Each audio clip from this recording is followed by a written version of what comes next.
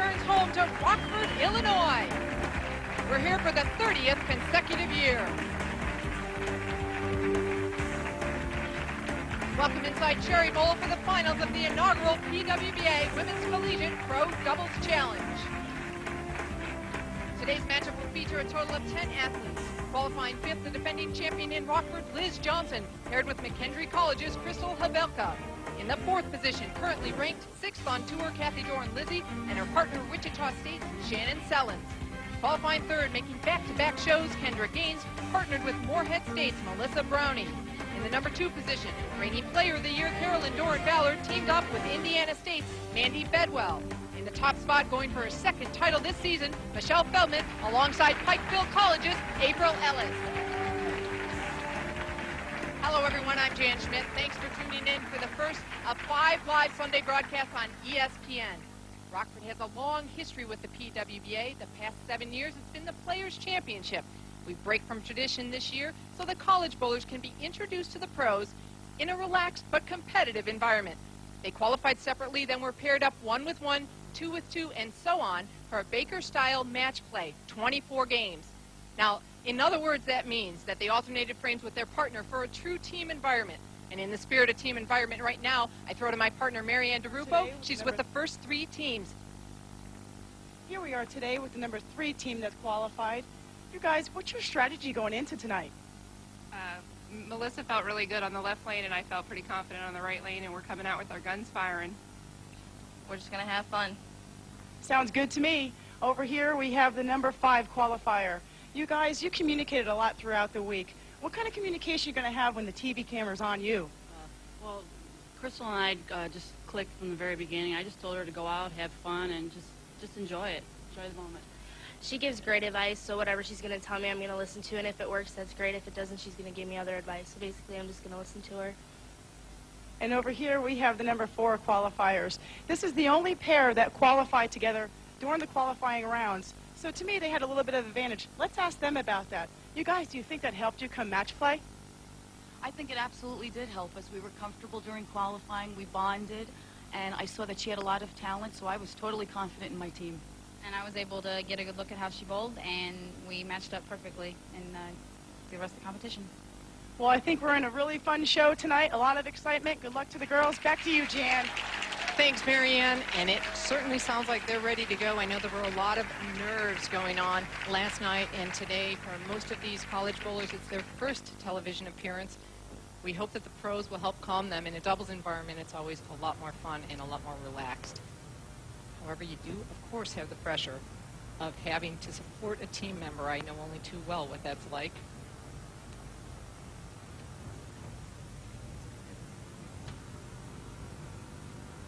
Getting ready for the opening shot, Melissa Brownie, just age 19 from Moorhead State. She just completed her freshman year. Leading with a great shot, shows no intimidation at all. Once again, she is the only collegiate bowler to bowl on TV earlier this year.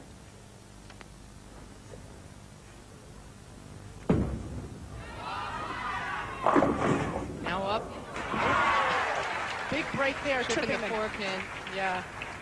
Tripping the 9-pin to leave just a 4-pin spare. That was Krystal Havelka. And now we look at Shannon Selens.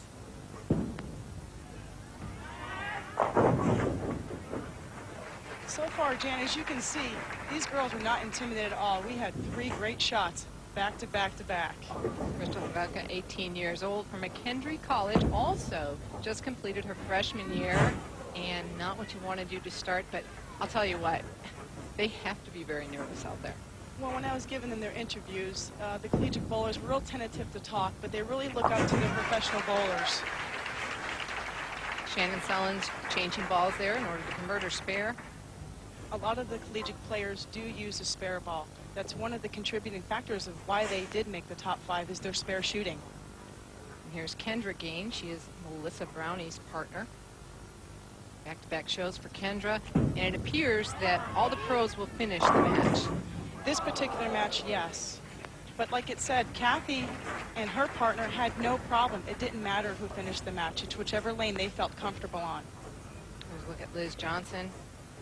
She had a great season last year, 4 titles last year.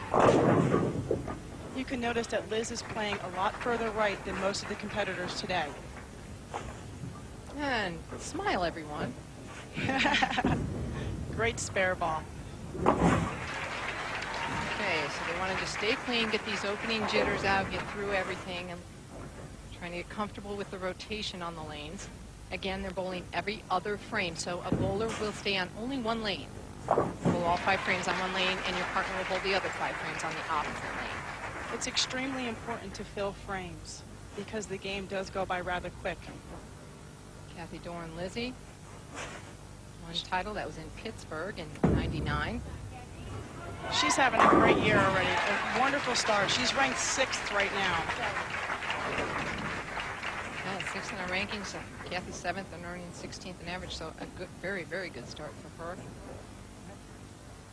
Krystal's getting up. She's a business major. Ah, somebody said come on, ball. Must have been a partner sitting back. You're going to see a lot of high-fiving here.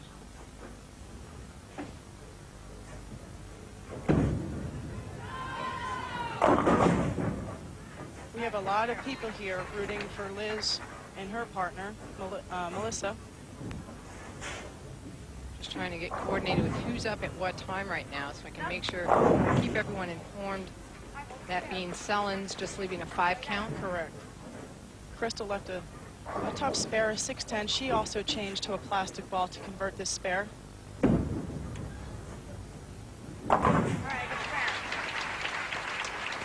Nice spare. Shannon left herself a very tough spare. She did not change balls to shoot this. She used her reactive resin ball to convert that. Well, it's early in match 1. All teams still close. We'll be right back with more action from the Cherry Bowl.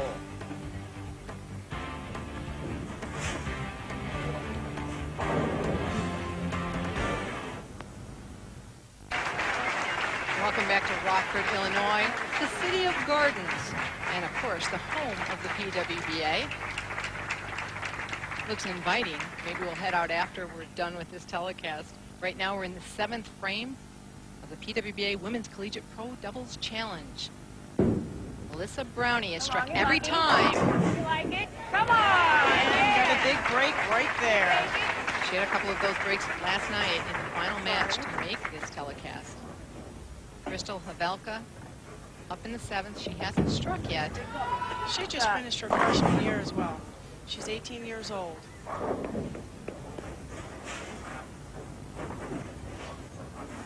The ball went left at the break point. There's a short oil pattern, so if you don't project the ball right, you're going to see it go left real quick. And you just saw live Shannon Selens striking in the 7th for a double for the Dorin-Lizzi Selens team. That was a big strike in the 7th right there. Fair. All right, fair. Krystal covers up that spinner. Nice spare conversion. Kendra gains now stepping up in the 8th, and again 3-9 counts out of Kendra, and her partner striking at will for her, so she needs to try to double here. Kendra had a really good year last year, and she had a mishap in the fall where she had a hairline fracture in her left foot. It's caused her to miss 4 tournaments, and she really wants it a lot this year. She's worked really hard in the off-season. She did, and Kendra had told us how much pressure she felt with her partner relying on her. She said it was enormous pressure. So did Liz Johnson, who's throwing now in the 8th. Very good clutch shot.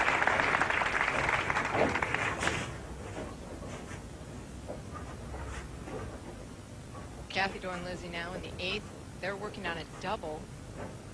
Needs this strike to keep her team in it. And what a shot. Team.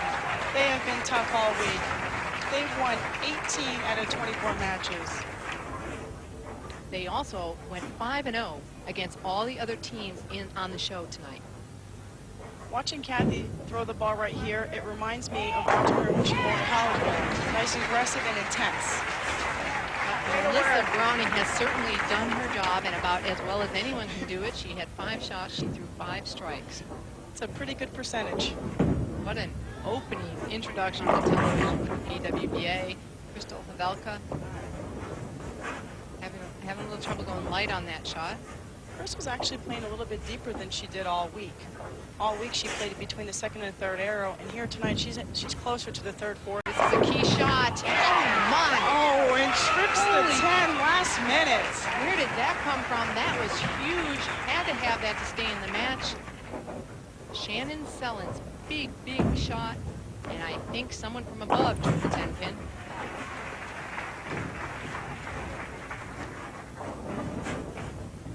Last minute, the 6 pin in the gutter trips the 10 pin from behind. It looked like it was going to lay down, bounce back off the side, and huge right now. Kendra Gaines is up in the 10th. They lead by 4 pins. She can throw a double here to win this match for her team.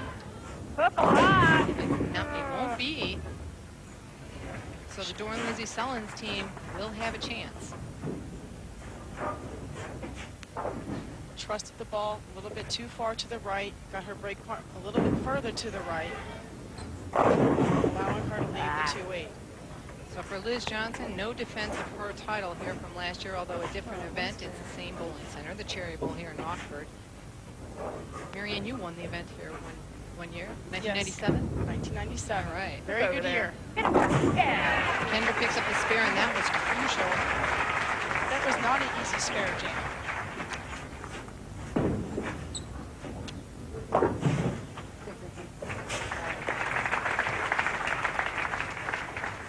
Liz and Krystal and their match. It was a good run. They had a lot of fun. They enjoyed bowling well together, and they communicated all week. So pin count also big here. Needs to get as many as possible. It makes a good shot. Score of 218. So Cathy, Dora, and Lizzi will need the first strike for her team to advance. And again, they were 5-0 against the other teams on the television finals tonight.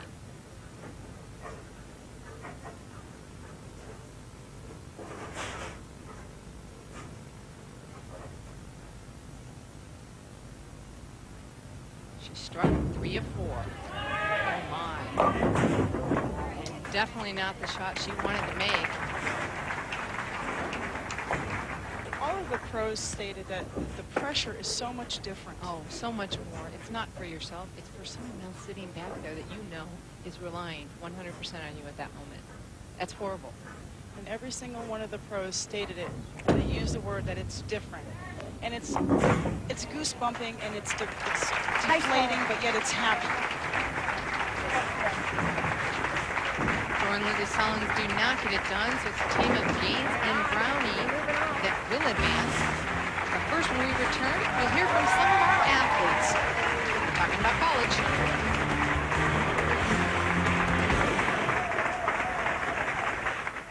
Welcome back to the PWBA Women's Collegiate Pro Doubles Challenge. In the middle of the semi-final match, Brownie and Gaines are in the lead by 15 pins. And we're joined in the booth here by Brian Graham, Director of College Bowling USA. Welcome, Brian. What do you think of this event so far? It's been a fantastic event all week. Our collegiate bowlers, they had a great time out in the lanes. Really, for our bowlers, it was more than just a tournament. It really worked out to be an experience of a lifetime. And I'm sure it's something they're going to share with their family and friends for years to come. Well, you were very instrumental in getting this together. I know you kept calling saying, come on, come on, come on. Why did you want to do this? I mean, what made you want to bring the college and pros together? I think, and we described it to our college bowlers as kind of an internship of a week on tour, so they can get out here and really get a feel for what the ladies go through week after week and kind of get their feet wet to see if maybe one day they want to be a professional bowler. It was interesting, and many of them did say how much more difficult it was than they anticipated, and right now they're experiencing it themselves. Brownie and Gaines up by 15 pins as they step up in the 7th frame over the team of Dorin-Ballard and Bedwell. Still a lot of frames left in this game. Anything can happen right here. Melissa Brownie has just had a tremendous performance and a tough break there, leaving the 5-7. Made an aggressive shot after the break, and unfortunately left the 5-7. She started bowling at age 4. Moved a little further left, got the ball a little bit right, which made it kind of burn up. The problem is, as you get more play on the Guardian surface, the oil does carry down, and you lose a little bit of the back-end reaction.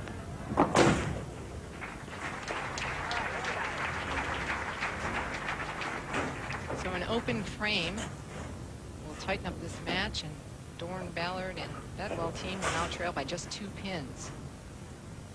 Big turnaround of events there. Kendra Gaines stepping up in the 8th. We're slowing the pace a bit. They're bowling more match play style here because we're going very fast. Come on. Hit it! And leaving a 10-pin. Brian, did you have college experience yourself?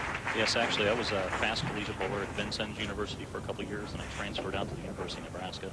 So, yes, I'm a fast collegiate bowler. I was happy to say. Made you very passionate about this whole topic. Yeah, no doubt. It was an enjoyable experience for me. What feedback did you receive from the college bowlers? The college bowlers, they had nothing but positive things to say about the event. That interaction they had with those pro bowlers, that words of encouragement, assistance out on the lanes, it was a real learning experience for me this week. Well, speaking from one of the competitors themselves, it was a learning experience for us as well.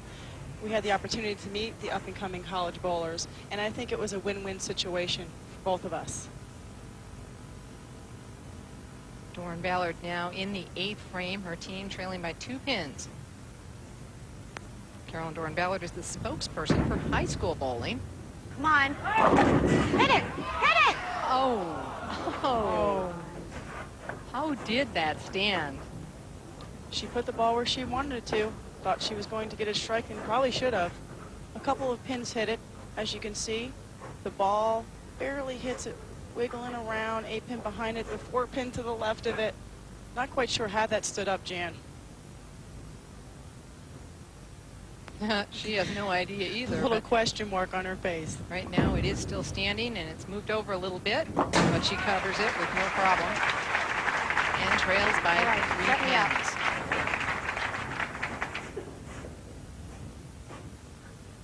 You know, bowling with the college bowlers, the atmosphere changed for us as pro bowlers. It made the atmosphere seem a little bit more relaxed, but yet the pressure was different. It was actually very exciting. Yes, our collegiate bowlers, actually, they're accustomed to high-fiving and showing some excitement and energy out there on the lanes. They really have a good time when they're out there getting done. As you can see, Mandy made a move left because she did go high last frame. And unfortunately, just missed the head pin a little bit to the right. And as you can see, Mandy has 5 300 games. Come on. Make it. Yeah. You heard Carolyn yelling, "Come on, make it." All right. That All is right. nice to have that encouragement behind you. Oh, boy. I could have used that bowling many years. It's great when it's a family member or a friend or fans, but it's even better when it's your teammate. Melissa's dad, Jack, her coach. Her brother also bowls, Robert. She said the whole family bowled. That's how she got into the sport, and that's how many kids get into the sport from the family bowls. But the odd thing with her is that she did not bowl in high school. They didn't have it available for her when she was in high school. A lot of states do not have it. It's growing tremendously right now, and I would suggest if you're watching this telecast, make sure you get some high school bowling. Talk with your school, talk with your bowling centers, see if they can get that going. As they snuck the spare in right under the wire there. Brownie Gaines' team leads by 4 pins as we enter the 10th frame. Kendra Gaines, once again, will step up. She'll have an opportunity to double to win this match. She had the same opportunity last match, did not do it. Deja vu coming here, but we also have a different lane. They are on lane 9. Didn't do it, but won the match anyway. So there's one.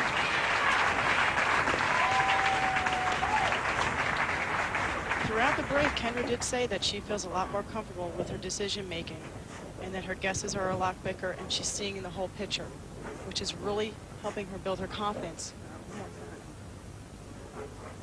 She'll take some time on this shot. This is a key shot. She'll lead this strike and then 7 pins. 7 pins, not a given. First things first, must strike to shut out. Come on. Oh, no. Hit it! Oh, and she was begging. She was begging. That's their good lane. That's their good luck lane right there, Jan. Okay, so she will attempt to convert the spare. Off her hand, she yelled. She thought it was a good shot. And you can see there's a little push way down the lane, probably about 45, 50 feet. The ball just hung a little bit.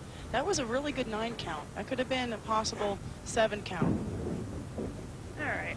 Okay, so score 173. So Carolyn Dorin-Ballard will step up. She'll need a double in order to move on, along with her teammate, Mandy Bedwell. And Brian, I want to thank you for coming up and joining us and for all your work to introduce the college bowlers to the PWBA. We hope to see many of them on tour. Anything else you want to get in? A big shot right here. No doubt, obviously a very important shot. Yeah, obviously a fantastic experience for our ladies. It's truly, this tournament this week was a one-of-a-kind event, and I just want to thank the PWBA for making it possible. Okay, must strike. Come on. Come on. Didn't get it done. So once again, Gaines and Brownie sitting in the chair get a huge break.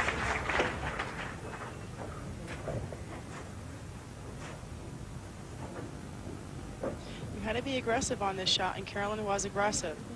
Seems to me like she got a little bit left of her target, which caused the ball to go high, and that's what she was working on with Dale in the break, is getting the ball right, and that's the most important feature here, especially with this early pattern. Good luck. Nice bowling. Nice bowling.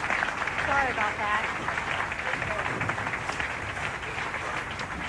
Congratulations, Round. Gaines and Brownie advance, but first when we return, College Bowling USA update on this week's WIBC Extra Frames.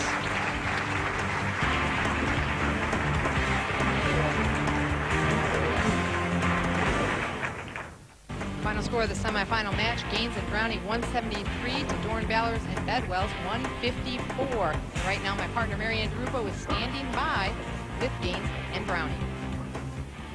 Well, here we are with the winners going into the final match. Kendra, what happened? I noticed that you were finishing the match on lane 10, going into the second match, and then I noticed you were on lane 9. What's going on? Well, Carolyn threw us through a loop. I wasn't real comfortable on the left lane in practice, but it ended up working out that I had a pretty good look, and Melissa hung in there.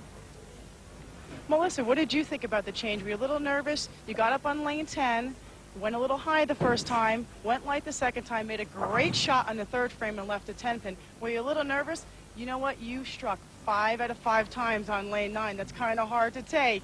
I was a little nervous, but I just tried to keep the same mentality I had on the left lane. Just try to make good shots. Well, you got one big match coming up here. What's your strategy going to be? Well, we're going to take it as it comes because who knows where Michelle wants to bowl, and we'll just have to see what happens, but we're planning on doing the same thing. Keep firing. Well, you have bowled on TV before. You think you could handle doubling in the 10th if you have to for your first PWBA title? Sure hope so. Well, you guys are doing a wonderful job. I wish you all the best of luck. Keep it going, keep the strikes rolling, and fill those frames. That's the philosophy here at Baker Style. Good luck to you all. ESPN, the worldwide leader in sports, is proud to present Women in Sports Weekend, June 21st to the 23rd. The weekend will feature original programming, including a live town hall meeting to explore the impact of 30 years of Title IX and professional women's sporting events from the PWBA, LPGA, WPBA, WNBA, WTA, and much more. For more information, log on to ESPN.com, keyword WSW, or you can visit PWBA.com and link directly from our homepage. And a little bit more about College Bowling USA in the WIBC Extra Frames. Bowling USA, a joint venture of the Women's International Bowling Congress and the American Bowling Congress, is the sport's national collegiate governing body and is dedicated to providing opportunities to enhance students' academic, athletic, and personal development. CBUSA also determines the eligibility and maintains the integrity of both club and varsity bowling by providing sanctioning, certification, and regulation of the sport. In addition, it provides recreational opportunities, as well as assistance and guidance in implementing bowling programs, including skill and leadership development.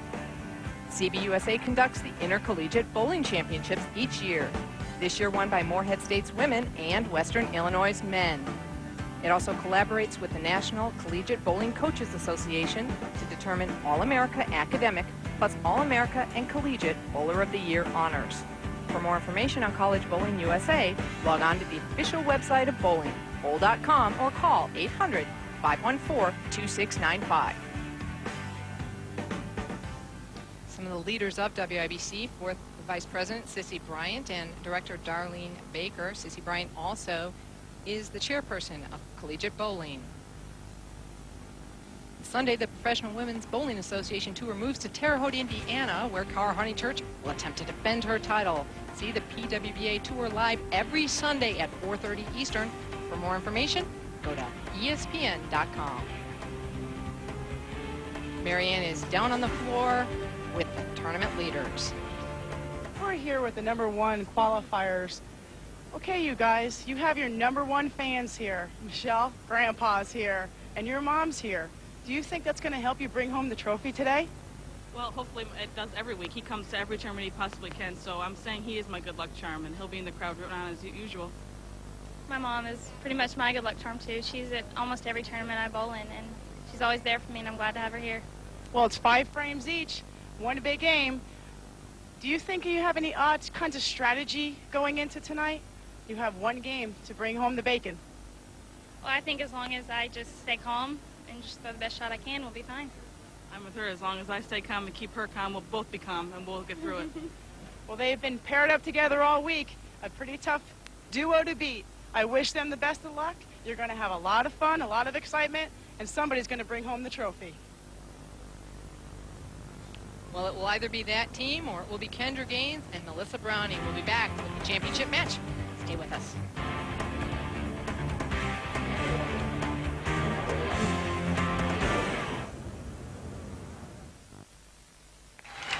We're back at the Cherry Bowl. You're looking at Melissa Brownie, and she is soon to have her first opportunity to win a professional title. She's no stranger to winning, though. She was a part of a big championship team, and here's a flashback to the 2002 Intercollegiate Bowling Championships. You're looking at Morehead State. For the women, their final couple of shots here. Williamsville, New York, just outside of Buffalo. It was in April, and this is what took the title home. And this is exactly what college bowling is all about. What emotion. And there's a little bit of emotion going on here right now, and I'll tell you what, Melissa was looking on at that, and she has to remember that. So it was just a couple of months ago, a month and a half, and right now, though, she has a chance at a professional title. There you are, Melissa. Yes, you did make it up to the championship match. And April Ellis, 19 years old from Pikeville College, also just completed her freshman season. And what an opening shot. She's a little fireball, isn't she? Well, this team between Michelle and April, I mean, you just have to laugh because they are just fired up. I mean, their personalities match terrific for a doubles tournament like this. They couldn't have matched up any better, Jan. Now, they lost to this team, though, in match play during the week by a close score, just 12 pins. Okay, Melissa. She's done with the nerves. Hey, I'm ready for the business at hand. You know, watching the Morehead State win the IBCs might have gotten her a little pumped up. I think so. And, you know, that's such a different mentality, and I bet it did. It brought back that fire. You see right now, Match All Even, of course, our mini scoreboard sponsored by Travelodge Hotels. Kendra on lane 9, going for that big key double. Messenger falling off the back.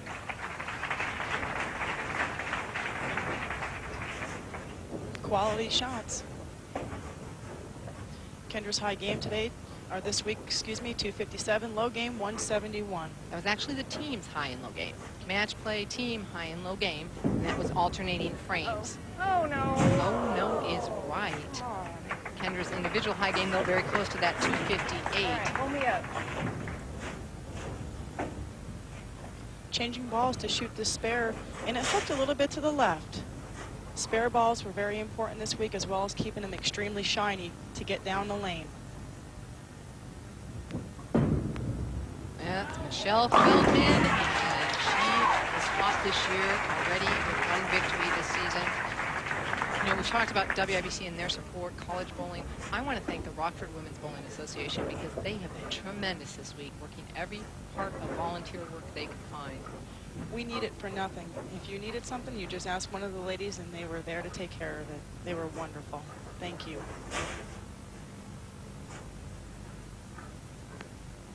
April Ellis now in the third, going for a 3 in a row. Oh, my. She's driving the pocket. There's no room for that lady. April just drilled a few bowling balls last night for tonight's competition, and I think the bowling ball that she drilled is working pretty well right now, Jan. I tell you, Melissa Brownie looks pretty intense right now, and I think she's saying, all right, I'll hold you up. I mean, you're right, Marianne. That video did change her. 2 for 2 right there, Jan. There she is, and Michelle Feldman. Kendra's taking a look at the pins, taking a deep breath. Michelle Feldman was actually the top seed in Rockford at Cherryville last year. She's the one who lost to Liz Johnson. TV pair average 189.5. That was in match play. Did not include the qualifying scores. Yeah. Right back on track. Kendra Gaines. Big double. Big shot to get their team in the match. As I mentioned, Michelle Feldman won. She won the St. Clair Shores Classic. That was 2 weeks ago. Did it the exact same way as she's been bowling this week, looking for something that doesn't drive through the pins quite as hard. She's actually using a ball that gets down the lane pretty long, but the drilling pattern calms down the back end a little bit more. Michelle did say that she really enjoyed bowling this tournament. She did notice that the college bowlers were just not equipped, equipment-wise, where the pros could go back and just get a bowling ball or drill a bowling ball. A few of them lacked in the equipment, and she thought that might have been the hindrance, if there was any, on their level. Okay, speaking of equipment, Michelle Feldman using a spare ball. That's a rarity. She did it all week. Why? Well, Jan, the reason why she did it is because the oiling pattern was only 32 feet. So you have a lot of lane that has friction on it, which causes the ball to hook. And even someone like Michelle, who could flatten out the ball and throw it hard, it's very hard to get these high-performance bowling balls not to hook. So she did use a spare ball all week, which is extremely unusual for her.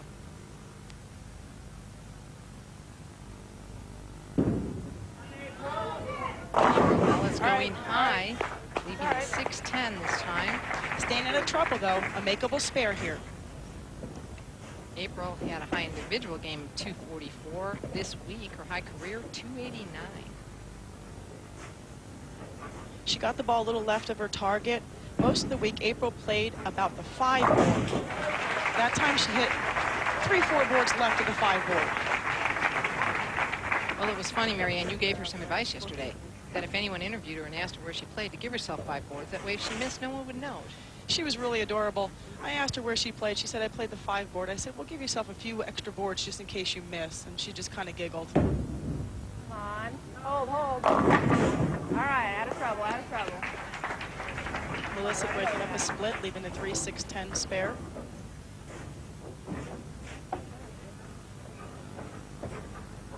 It looked good off her hand. Her ball speed was just a little bit slower than the shots previous.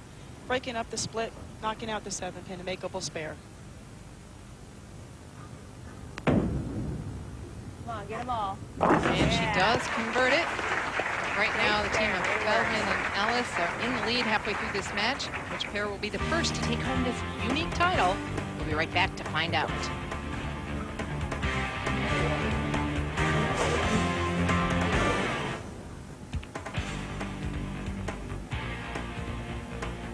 It's do or die for LA, start to finish in Dover, and the Yanks try to tie one on. That's all coming up next on SportsCenter. We talked about Michelle Feldman winning in St. Clair Shores. We have a flashback to that victory. Now that was pure. Much better. Nice shot. Final score 2-0. Kim Adler could have defeated her. And it goes high, so it's not to be for Kim Adler.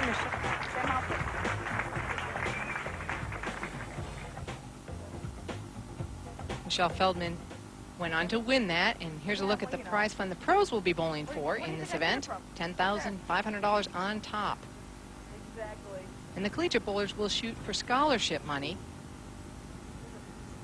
$5,000 for a first place scholarship, on down to $1,000 for 5th place, and money was awarded to them all the way down to 24th place. Right now it's Ellis and Feldman in the lead by 22 pins. Gaines stepping up in the 6th frame.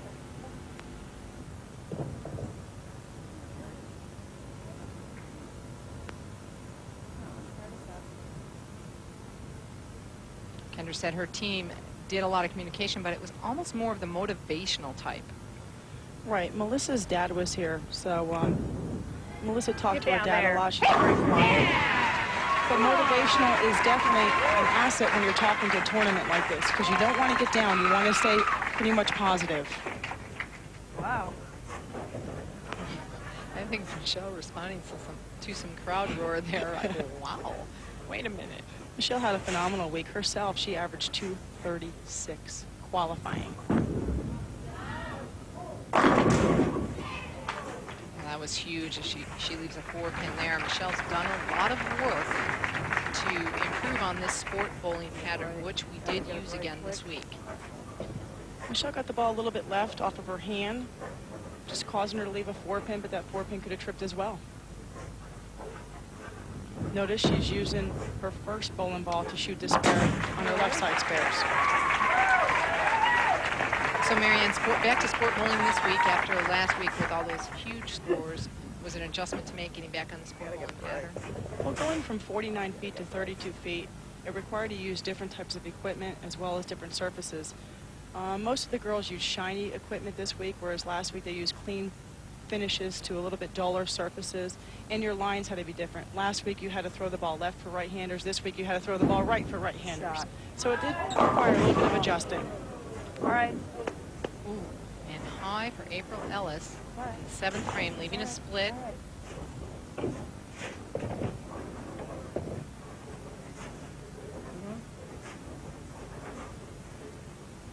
April was put in this tournament by her sponsor, Dave Chanel. He owns Savannah Bowling Centers. She wanted to thank her coach, Ron Dameron, too, for all his help in getting her to this level. She made a nice try for that spare. She used a spare ball and went cross lane at it. And that was close. Great effort on that one. Melissa Brownie now in the 7th frame. She has struck twice this game and a 7 spare on her last shot up. Come on, ball. Stop. All right. Getting vocal. Lot of 9, lot of 9. Actually, Kendra getting vocal, sitting behind her. That's what tag teams do.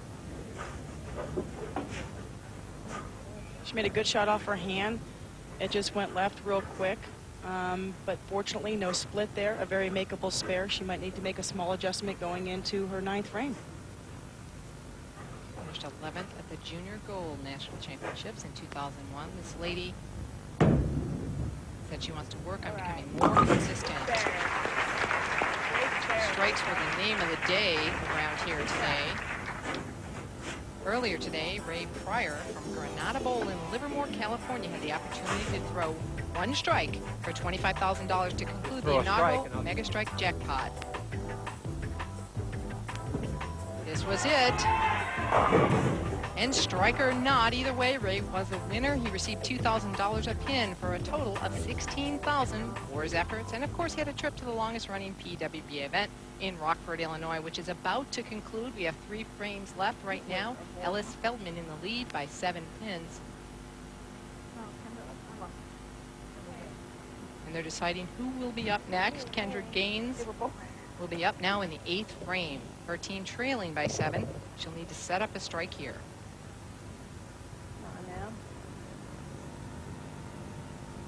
There's a look at 2002 averages and their rankings for the PWBA athletes on the show today. Those averages compiled by the Ebonite Tournament Coordinator, the official software of the PWBA. Come on. Yeah! I don't think she liked that when she let it go. She didn't sound too positive, but she liked the reaction. Seems to be a little bit deeper at their lay-down point. And yeah, she likes that result. Michelle Feldman saying, all right, I'm coming right back at you. And she does now in the lead still by 7 pins. April Ellis will step up in the 9th with a chance to move it to 17. Playing deeper to most, like she did all week through the shot. Great shot, trips the 4, gets the break at the head pin off of the wall.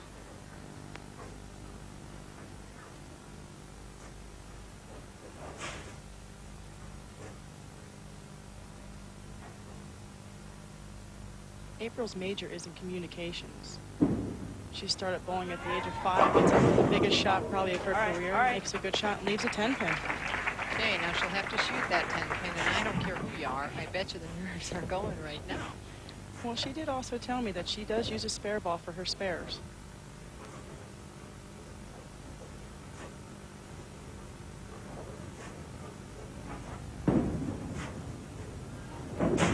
Oh my. That's, you know, you're just so afraid of that anytime. It's television and it's your first experience on TV. But you have to remember, you're not just bowling for yourself. You're bowling for your partner as well. So Melissa Brownie now will step up with new life with a chance to get her team into a bigger lead. Hey! Oh my! Way to go! Major turnaround here. This team was all but eliminated last night going into position round, down to the last shot, and here they are, very close to winning a title. You just look at Melissa, and she's got ice water in her veins right now. No emotions. I really think watching the Moorhead State video definitely got her going. She knows it's out of her hands right now. She has a lot of confidence in her partner, Kendra. That's all up to Kendra. Kendra just needs a mark here in the 10th frame to win this championship for herself and for Melissa Brownie. You've been in this situation 2 games prior. But this time she doesn't need a double, just needs a mark. Come on, baby. Hey! Yeah! And this time she gets the best kind of mark anybody could get under those circumstances.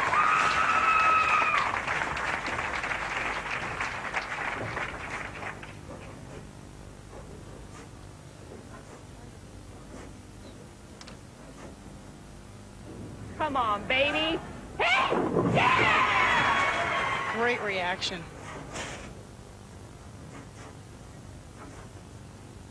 Wow, and you know, there is no better feeling than that. I mean, I played team sports my whole life too, and when you come through for your team, that is even better than individual. Brooklyn. It really is. Not only that, Kendra's last title was in 1998. It's been a long time waiting, a long, hard road for her.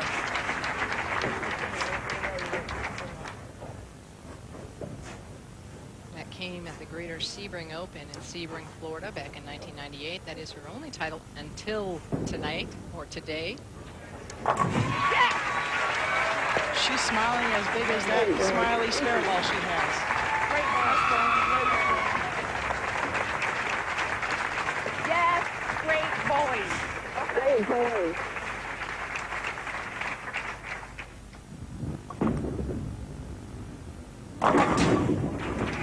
Michelle Feldman will try to close it out here. Her team can still shoot a score of 200.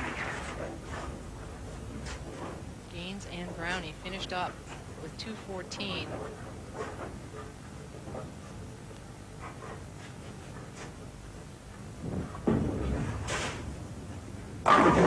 Yeah, there it is, Michelle. Michelle struck all but one shot this game. Actually, all but 2, excuse me. Team effort to get here. They led, they dominated.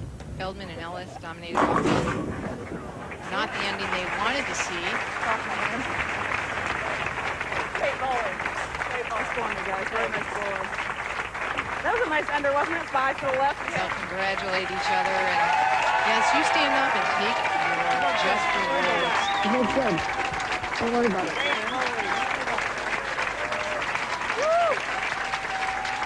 Final score, Kendra Gaines and Melissa Brownie, 214 to Ellis and Feldman's 196. So Kendra Gaines captures her second career title. Melissa Brownie, yes, you did just win your first professional title. We'll be back with more. Stay with us.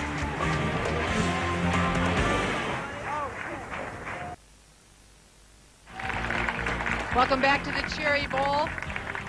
I am standing by with the champions and Marianne DeRupo. Melissa Brownie, 2 victories inside a month, and you just struck at will out there. What were you thinking? I was just a little nervous and really excited. It's awesome to win 2 national titles. And on behalf of all the collegiate bowlers, I'd like to thank you for allowing this event to happen. and we have a card for all the professional bowlers. I'm sure they'll really appreciate reading through it. I know all the ladies have signed it. Kendra, they usually say that 3 is a charm, but with your team, 2 seem to be a charm. 2 titles for your partner this year. This is your 2nd title, back dated 1998. What are you thinking?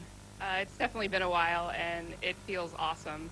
It's nice to get that feeling back again. I had a great partner today, and the last 4 days. She is an animal when it comes down to it. And she held me up today, and it was just wonderful. Melissa, we saw your face expression change after we showed that video of the IBCs. Did it change your motivation? Oh, a little bit. I just try to strive a little harder to make good shots, and I did. So are you thinking about coming on the Pro Tour? Yeah.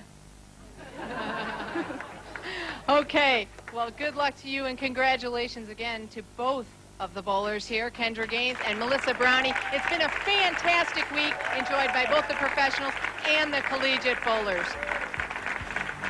Tune in next Sunday, same place, same time, for the Greater Terre Haute Open as Cara Honeychurch attempts to defend. Stay tuned for Sports Center. That's coming up next. For Marianne DeRupo, I'm Jan Schmidt. Thanks for sharing your Sunday with us. So long from Rockford, Illinois.